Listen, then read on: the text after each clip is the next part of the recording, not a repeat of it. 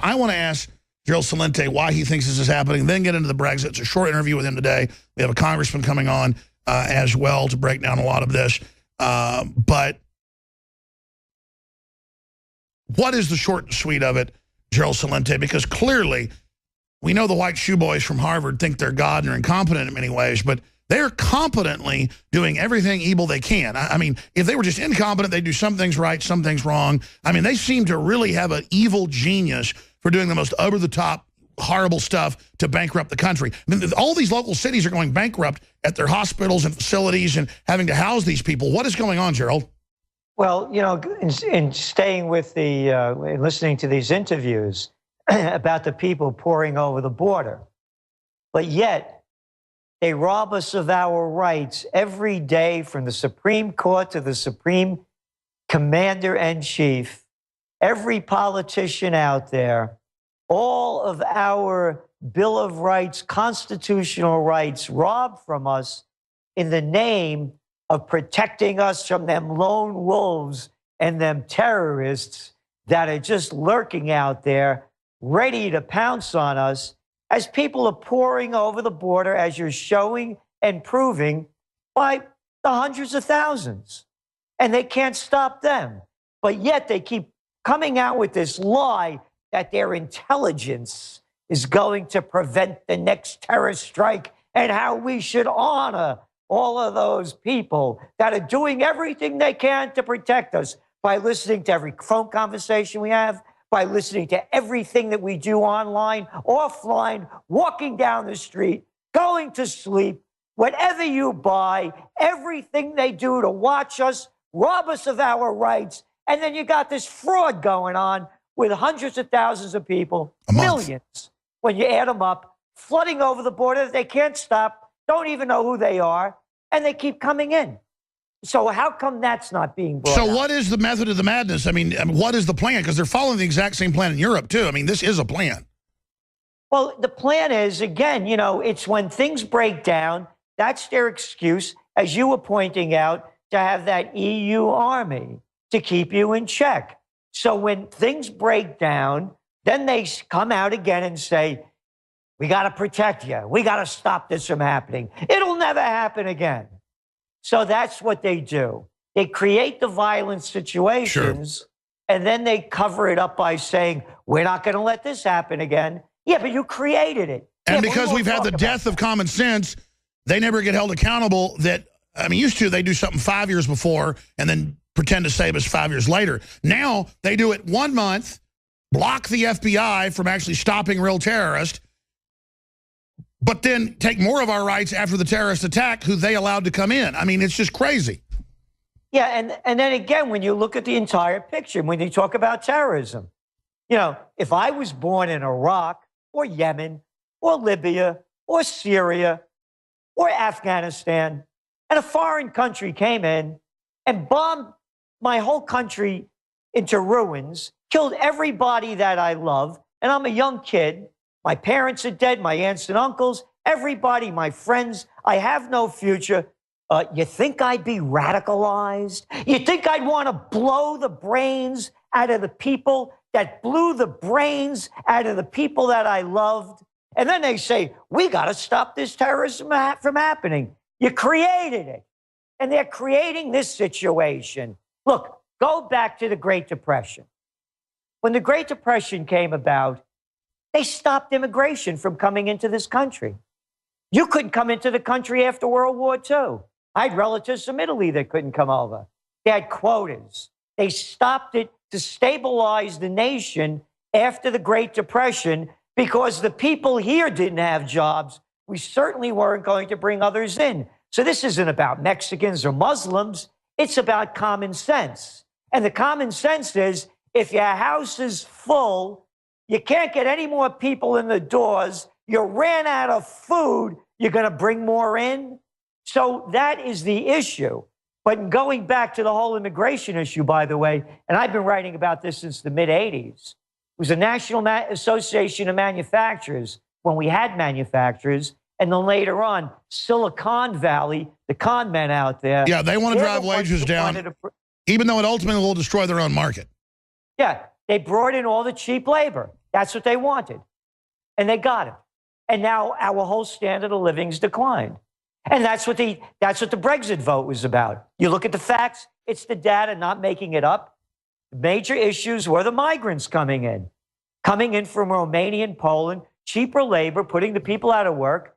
And the second thing is they didn't want to lose their nationality. And how dare you don't want to lose your nationality? You should become vanilla. EU will put you in a vanilla package, and how dare you want to maintain your ancestral heritage? That's what the vote was really about. And the people had enough of it. Oh, and there's this other great con going on. Now they want to do another vote. What do you mean you want to do another vote? You lost the other one. Oh, no, but we don't like losing because we're the establishment. Could you imagine if that vote went the other way and they voted to remain and the people that wanted to leave called for another vote? They would be laughing at them. But as you call them and I call them, the prostitutes and media whores, no, because the establishment wanted to remain. Even Obama went over there. And if you're going to get back in the back of the queue, if you leave, Abe went over there. They're all the Jamie Dimons, the white shoe boys, all telling them to stay. And they left. Now they want a new vote. And they're actually trying to make this legitimate. Oh, you lost the ball game? And we predicted they'd do that because, listen, France and others voted to leave in 2005, and they just said, sorry, can't. So we've already seen the EU, as people try to get out of it, become more dictatorial. And I just can't believe they're actually saying, we're creating a new army, and it's going to take over your army so you can't leave. I mean, we haven't seen stuff like this since Hitler, and it's got all these weird leftist groups promoting it. What is this weird, because, you know, I'm not right-wing or left-wing. You're not either. You're like a political atheist. I'm just into liberty. What is this new love affair that the left has with radical Islam and with totalitarianism? Because, I mean, we attacked Bush for what he did, but my gosh, the left worldwide seems like they have gone stark raving mad. That's one question, A. Then B, Gerald Celente, top trends forecaster. I want to ask you this question. I know you write about it at trendsresearch.com. You wrote decades ago about when the meltdown happens worldwide in the third world first, they will flood the borders, and that could completely swamp civilization. Well, even a new FEMA report has come out dealing with 395% food spikes being a possibility starting next year and then running through the next decade. So that's over a decade, folks. It's not in 1 year, but it's still ultra massive. And they talk in the report about the crisis causing a global collapse from crop failure to system failure. Well, they've got, as you wrote about 5-6 years ago with Arab Spring, they manipulated the prices in North Africa, knowing that when prices go above 50% of your paycheck going to food, that causes civil unrest. So they're manipulating civil unrest, then posing as the saviors, so it's pretty clear. They're orchestrating global meltdown to get more control, but it got so bad, they were so arrogant, the EU was meant to collapse financially, and then a super state was meant to come out of that, holding them hostage. I mean, that's what Davos admitted. Instead, the member states see it coming, because you and others in UKIP are informing them, Drudge is informing them, others are informing them, and so the people are informed, they're pulling out beforehand. The global government project is in deep trouble. Now, that's a lot, but please tackle it. Yes, the global government is in deep trouble. The central banks have failed. They don't have any weapons left. Look, a study just came out by the United Nations, as you know, last week. This is the greatest migrant refugee crisis in world history. Bigger than World War II. It's just begun. All of the 65 million people have fleeing. It's bigger than World War II. Now, let's just do the numbers. Back in World War II, there were 2.3 billion people on the planet. We now have added 5 billion people since. Now, let's go around the world. Hey, how about Nigeria? Oh, yeah, the biggest country in Africa. What, 147 million people? I think it's more than that now. Yeah, and the economy's collapsed. Oil prices collapsed. They're leaving. There's a revolution going on. Go to Venezuela, take a trip to Brazil. Go around the world, Ghana, South Africa, Zambia. Name the country, name the place. Greece, Italy, Spain, Portugal, the UK, everything's unraveling. Right here in the U.S. with cooked numbers, we have a 1.8% growth rate. That's a depression. So that's what I'm saying. The whole thing is collapsing. Now let's go back to the Orlando what happened there a few weeks ago. So one guy ostensibly goes nuts, and it's a big issue. Let's stop this from happening again by robbing us of our Second Amendment rights, as if that would have anything to do to stop anything. I'm making that point because when the next explosive element hits, they're going to use it as an excuse to take more of our rights away. That's right. And to keep us down, quiet, and put in place. So the big trend, as you've been saying, is they're coming after the guns, they're coming after the private property, they're coming after the cash, they're coming after the farmers markets, they're coming after true sustainability. The good news is I'm seeing more and more local police departments and governments start to actually figure this out and openly realize that the federal government's run by a bunch of multinational criminals who plan to absolutely bring us to our knees. That's what the Brexit vote was about. It's no different whether it's the European-centric, the EU or Washington. You know, I mean, what do you got? A bunch of clowns over there, a chorus of what? 536 congressmen and senators telling 320 million people how to tie their shoes? I mean, who made this stuff up? So it's no different. So, yeah, I mean, this isn't, 1778, I mean, come on. It's a whole different world right now. We don't need these people to run our lives. And by the way, what's going on now with the Brexit, I want to read this to you. This was 8 days. It was our trend alert, which I'm sure you guys got, 10 days before the Brexit vote.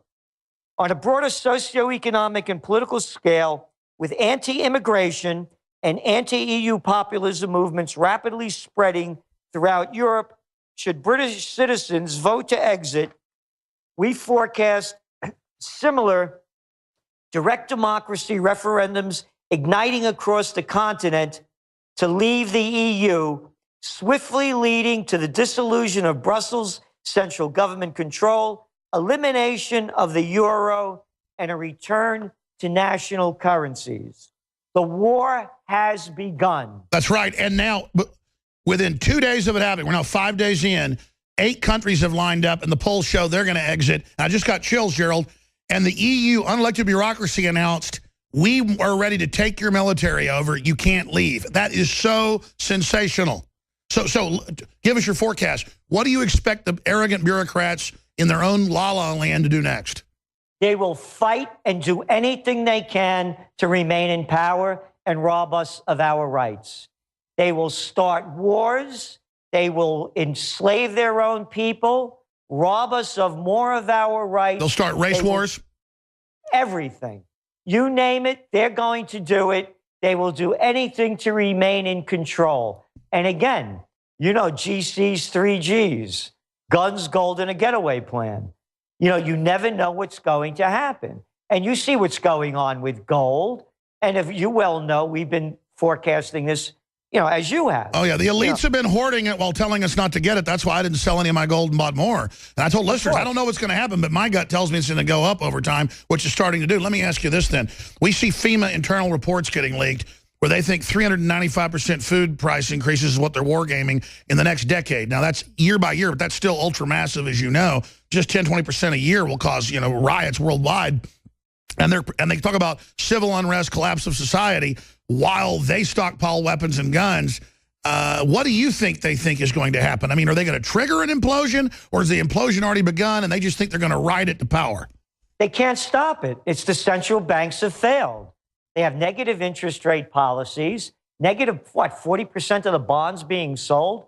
You buy the bond, and when you cash it in, you get less money. I mean, you can't make this stuff up. Negative yields, the white shoe boys. And then meanwhile, I predict that you will see the mainstream media admit it's gone bankrupt, and basically even the facades will be taken down now because they literally have 6% trust rates in polls. They have no viewers or readers anymore. I predict in the next year you're going to see massive media collapse, more than you've seen the last 10 years combined, Gerald.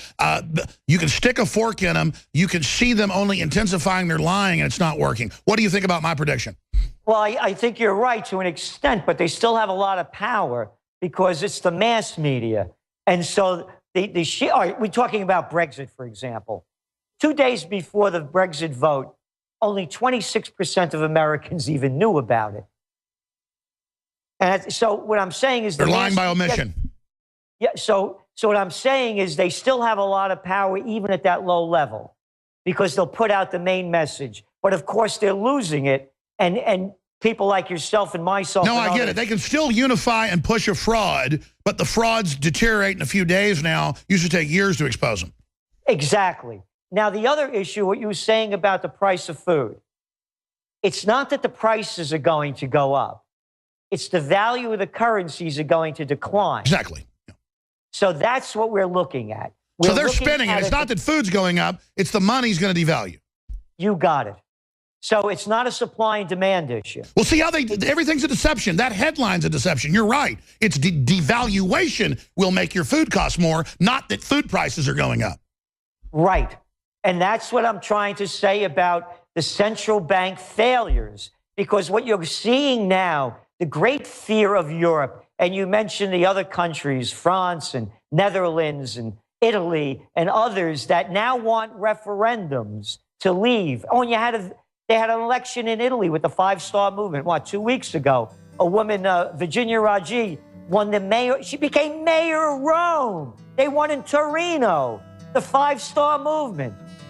Incredible. Power. Incredible. Gerald Celente, please come back for a full hour next week. You can do it. Trendsresearch.com. Invaluable information, folks, for people that want to be informed. Thank you so much, Gerald. We'll talk to you again soon.